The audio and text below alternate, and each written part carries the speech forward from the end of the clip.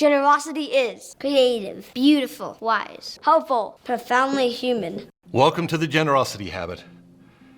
By now, I hope I have well and truly convinced you that you do not need money or possessions to live a life of staggering generosity.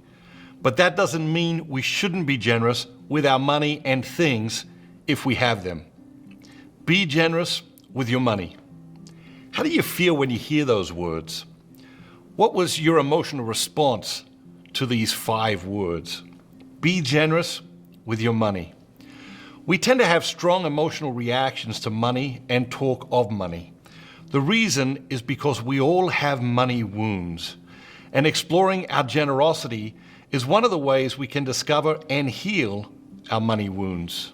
I must admit that what surprised me the most about the research around generosity was how much some of the conversations focused on money, and not at all in the ways I had expected. I was sitting at a kitchen table in Philadelphia with one couple, Jim and Phyllis. We had been talking about generosity for some time, and then Jim said something that stopped me in my tracks. There's a reason Jesus talked more about money than any other subject. My mind started racing, trying to verify this point. Did Jesus talk more about money than anything else? I'd never really thought about it. Why do you think that is, Jim? I finally managed to ask. I cannot be certain, Jim began. I'm not a scripture scholar. But from my own experience, it seems that money has a way of getting a hold of us.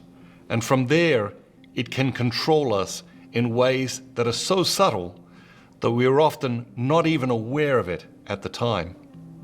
Phyllis, his wife, added, money is just one of those things that can become a huge obstacle to spiritual growth. It was one of the many powerful moments that I experienced throughout the course of interviewing people about generosity. Now, I decided to play devil's advocate a bit. But there are many ways to be generous other than with money, right, Jim? Absolutely, Jim affirmed. But if you're not generous with your money, you will not be generous with your heart. In this way, it is incredible how powerfully our attitude toward money can affect our relationships with our family and friends, and of course, our relationship with God. Yes, there are many ways to be generous, Jim said, but none of these relieve us of our need and responsibility to give financially.